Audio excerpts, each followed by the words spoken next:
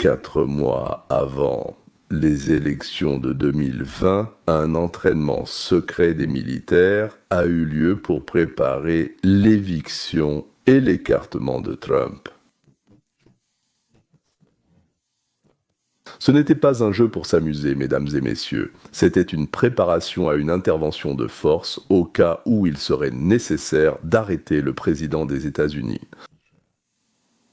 Il s'agissait d'opérations soigneusement élaborées et répétées sur table, en réfléchissant à chaque détail.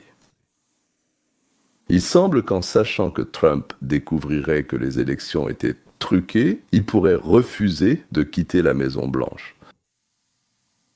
Aucun des collaborateurs de Trump de la Maison-Blanche, aucun membre de l'administration, ni du Congrès ou du Sénat n'était au courant de cela.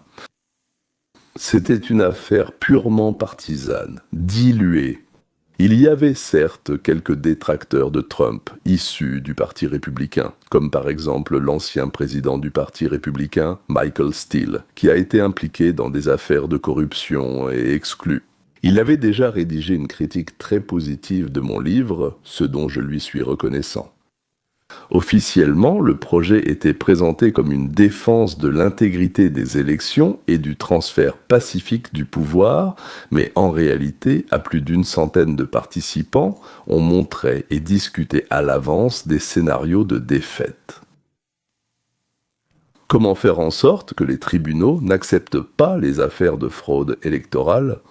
Quel levier des médias, des voyous de rue, des forces de l'ordre local pourrait réellement être utilisé ? C'était bien sûr une répétition des scénarios d'éviction de Trump, en ajoutant à cela que ni avant ni après, personne n'a organisé ou mené de tels jeux.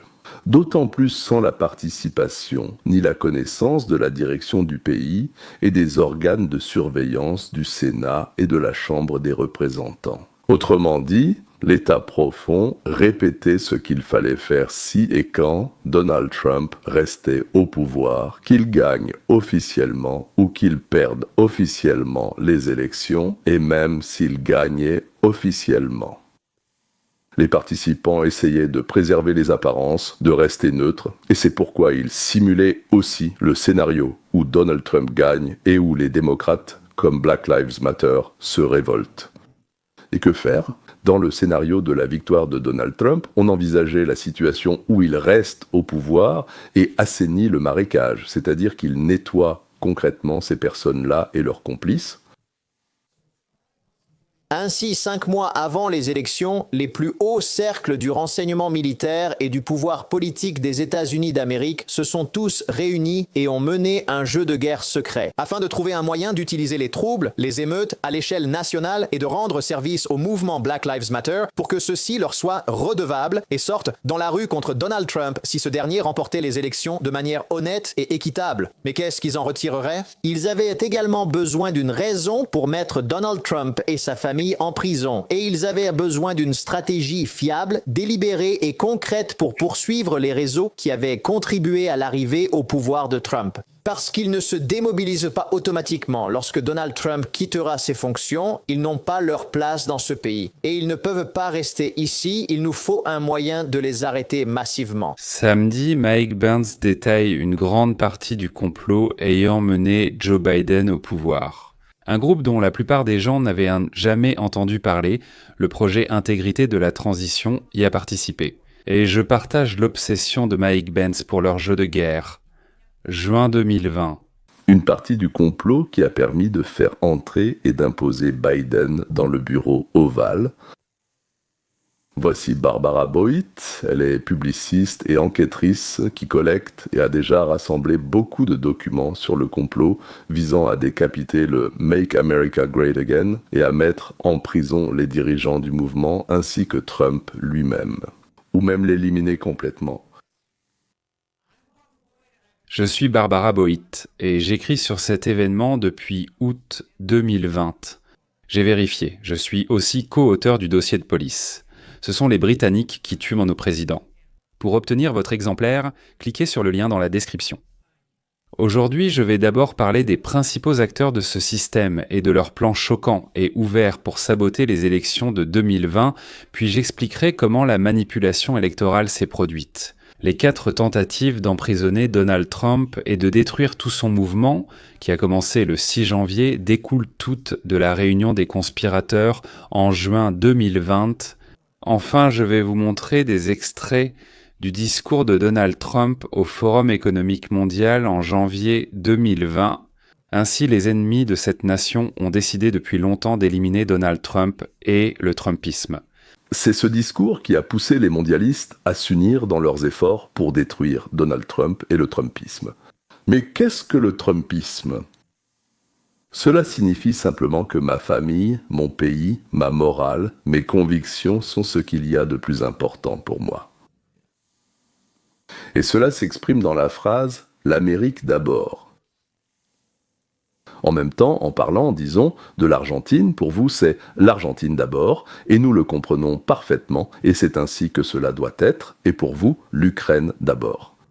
Et c'est normal aussi. Et je ne veux pas m'immiscer dans votre vie, alors s'il vous plaît, n'entrez pas dans la mienne non plus, et pour que vous n'en ayez pas la tentation. J'aurai l'armée la plus puissante du monde. Samedi, j'ai parlé de Michael Anton, l'auteur de la doctrine révolutionnaire de sécurité de Trump. Anton a dévoilé le jeu de guerre de Kiev pendant qu'il se déroulait. Il a justement dit qu'il planifiait un coup d'État contre les élections et que leur jeu de guerre public devait normaliser cette idée dans l'esprit du public. Pour cette perspicacité, Niels Gilman a écrit sur Twitter que Anton méritait gentiment d'être fusillé. C'est-à-dire que pour avoir révélé le complot, il doit être fusillé. Eh bien, si c'est bipartite et que ce n'est pas contre Trump, et que vous avez si longtemps dit que c'était simplement pour la démocratie, alors pourquoi fusiller ? Rosa Brooks a commencé comme avocate de George Soros à l'Institut pour une société ouverte, puis elle est passée au département d'État de Bill Clinton pour mener des opérations de changement de régime. Ensuite, elle a travaillé pour Obama en tant qu'avocate, puis comme secrétaire adjointe à la défense pour les affaires politiques au Pentagone. Pendant tout ce temps, elle était professeure titulaire de droit à Georgetown, l'une des plus prestigieuses facultés de droit du pays. C'est pourquoi je ne suis pas surpris de l'origine de nos radicaux actuels. Les Vietnamiens sont arrivés Kne Phi et Kitez.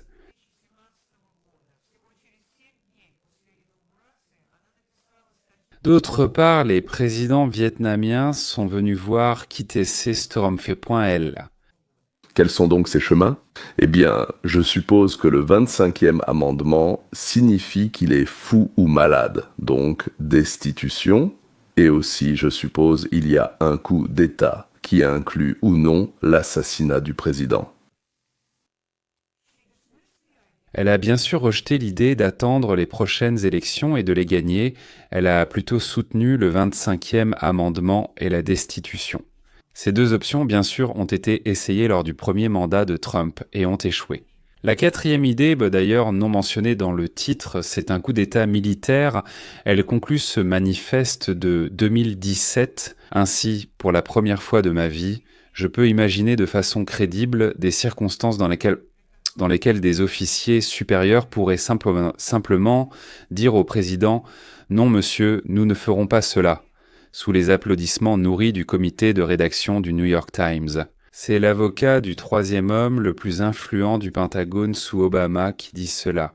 Vous pouvez vous demander quel rôle elle joue maintenant alors que les démocrates répètent bêtement le même jeu. En juin 2020, Brooks Gilman a organisé un jeu de guerre sur le type d'élection de 2020 et leurs conséquences potentielles.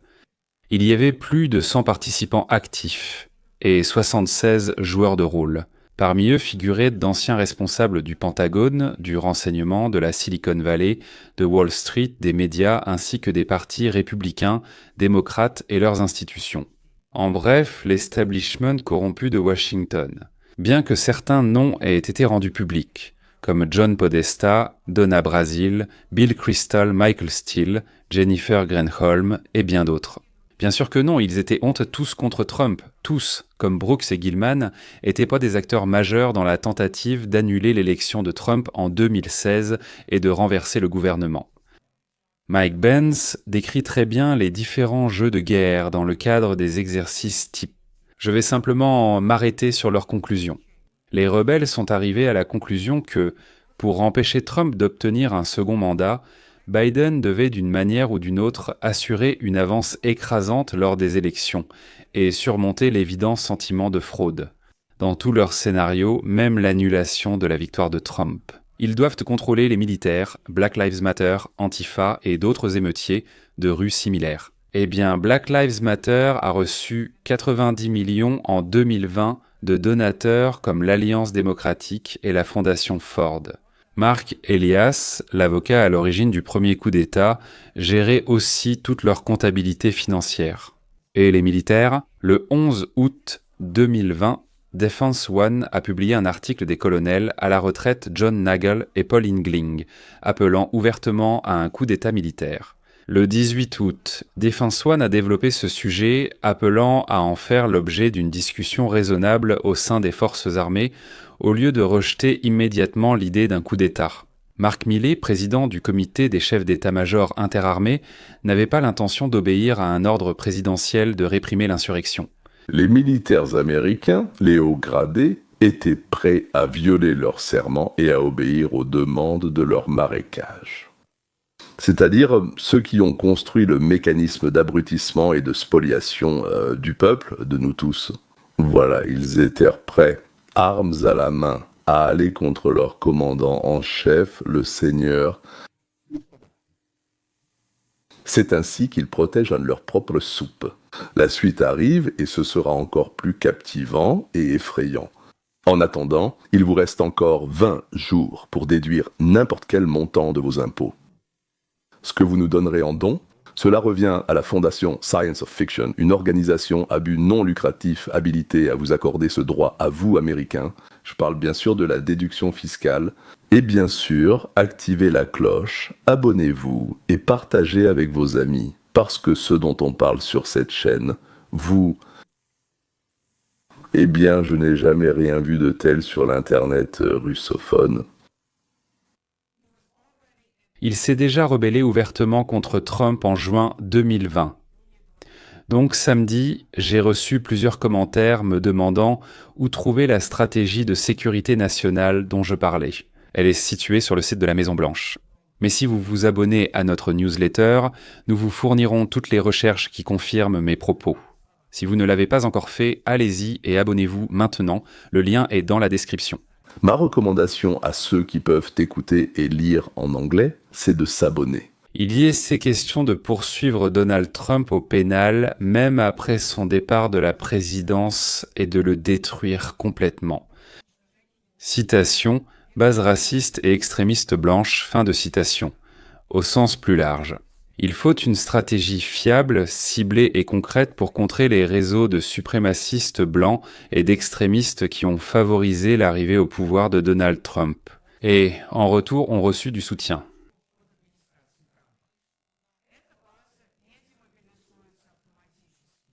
Bien sûr, il s'agit aussi de la Russie, et bien sûr, cela se passe aussi là-bas. Ce qui se passe en Russie. Bien sûr, il s'agit de ce qui se passe en Russie. Et bien sûr, à propos de cela, beaucoup de besoins de la Russie et de l'Amérique. Ils prétendent. En 2022, ils ont cherché à éliminer. D'énormes parties de l'équipe de campagne du Parti républicain ont espionné 10 sénateurs actuels et ont poursuivi les citoyens de Trump dans au moins 4 affaires. Comme leurs collègues européens actuels, ces démocrates ont diffamé la majorité électorale qui leur était opposée, non pas en tant que citoyens, mais en tant que suprémacistes blancs et extrémistes. Si l'on se souvient des institutions où, selon le document, ils ont besoin d'un coup d'État, le ministère de la Justice, le Pentagone et la base radicale mobilisée qu'ils contrôlent, il devient clair pourquoi Kash Patel, Don Viggiano et Pete Hegseth sont poursuivis avec autant d'acharnement, même par ceux qui prétendent soutenir le président.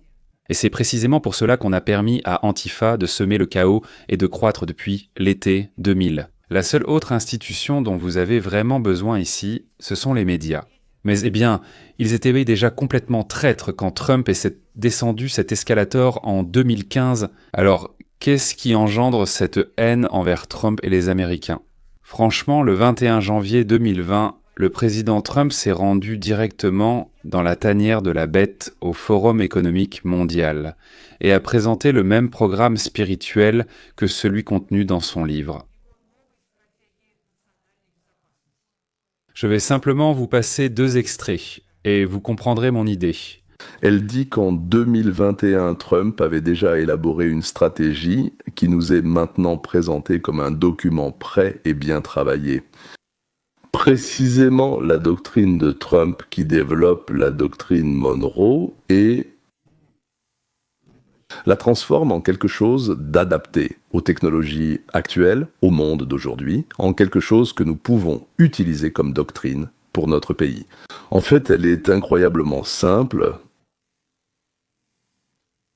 Son sens est le suivant. Les États-Unis ne feront à personne ce que nous ne voudrions pas que quelqu'un nous fasse encore et encore. Un retour au génial Rav Gilel et à sa règle d'or, la règle d'or de la vie commune des gens et de la société. Isho Hanotsri, que vous appelez Jésus-Christ, l'a répété 100 ans après Gilel, certes sous une forme légèrement modifiée.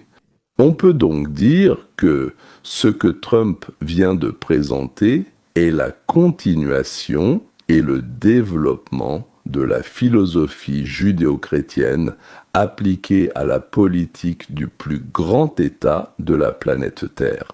Permettez-moi de le répéter encore une fois, cela me fait très plaisir de le dire. Le plus grand État de la planète Terre.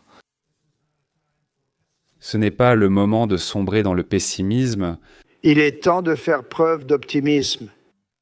La peur et le doute ne sont pas les meilleures façons de penser, car c'est le moment d'avoir un immense espoir, de la joie, de l'optimisme et de passer à l'action. Mais pour saisir les opportunités de demain, nous devons rejeter les éternels prophètes de malheur et leurs prédictions apocalyptiques qui sont les héritiers des anciens faux prophètes d'hier. Et moi, j'en ai, vous en avez, nous en avons tous, et ils veulent que nous en ayons, mais nous ne le permettrons pas. Ils prédisaient une crise de surpopulation dans les années 60, une famine massive dans les années 70 et la fin du pétrole dans les années 90. Ces alarmistes exigent toujours une chose, le pouvoir absolu pour dominer, changer et contrôler chaque aspect de notre vie.